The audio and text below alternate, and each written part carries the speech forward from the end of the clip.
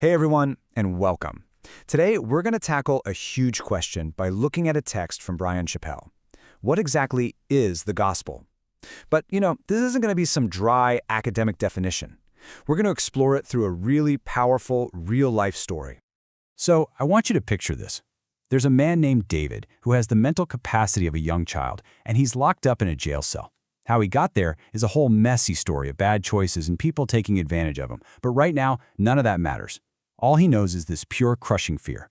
He is at rock bottom, just huddled in a corner, trembling. And that really brings us to the core question here. When someone is that broken, that lost, that terrified, what kind of good news could possibly get through? What message could ever be powerful enough to transform that kind of despair? So let's start right there with David's story. He's not just a random example. His journey from that very jail cell is actually the key to unlocking everything else we're about to get into. Okay, so what are we even talking about when we say gospel? Well, according to this text, the definition is surprisingly simple. It literally means good news. And what's the news? That God sent a savior to rescue people who are broken, to fix what's been damaged, and to rule with compassion. But to really get why that's good news, you first have to understand the problem it's supposed to solve. And this is where we hit the core conflict. The text lays out this fundamental problem, this massive, unbridgeable gap between God's standard and, well, us.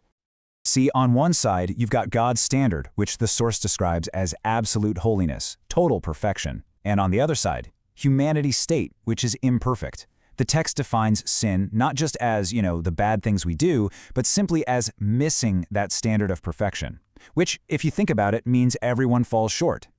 Now check out this analogy from the source. It's brilliant. It says, an imperfect person trying to make themselves holy is like trying to wipe a white shirt clean with a muddy hand. It just doesn't work. You can't use the thing that's dirty to do the cleaning. It perfectly sums up the predicament. So, if we can't fix the problem ourselves, what's the answer? Well, this leads us to the good news part of the gospel. It's an unexpected provision, a message of hope that has to come from somewhere else. And the key word here is grace. The source defines grace as a gift you don't have to earn. It's like someone just handing you a perfectly clean shirt when yours is covered in mud. The whole idea is that God doesn't wait for us to somehow become perfect. He actually provides the very holiness that He requires. So how does He do that? The text explains the role of Jesus as a substitute. First, He pays a debt to justice that we just can't pay on our own. Second, His sacrifice is said to atone for, or basically cover, our wrongs. And third, that whole act rescues us from the consequences of falling short.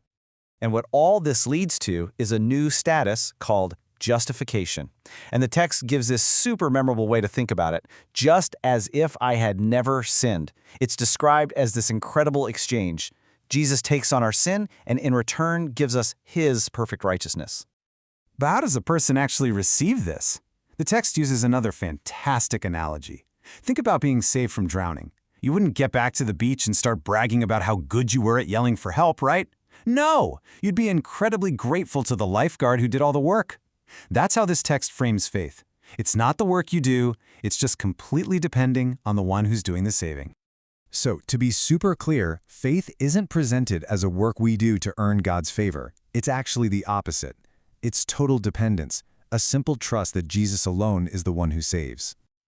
Okay, so let's bring all this back to David, huddled in his jail cell. We've talked about these big ideas, but what does it actually look like when this good news meets someone at rock bottom? How does it really change a life? While the first sign of change in David was, frankly, it was astonishing to his family. This is a man who mostly just spoke in simple sentences and grunts, and suddenly, he starts writing letters. His family didn't even know he could write. And in these letters, he's explaining his new faith. He's even quoting Bible verses like John 3:16. And then something even deeper happened. His focus completely shifted. His own fears started to get replaced by this deep concern for other people. In one of his letters, he wrote this about his parents who were estranged. "I am so sad when I think about Mom and Dad hurting. I am going to cry for a while before I pray." So David started praying for his parents, who had been separated for almost 15 years, to get back together. To everyone else, it seemed impossible. But then, the impossible happened. Going through this ordeal with David, his parents started to lean on each other again, and they actually reconciled. And the text just captures this whole transformation with one single powerful image.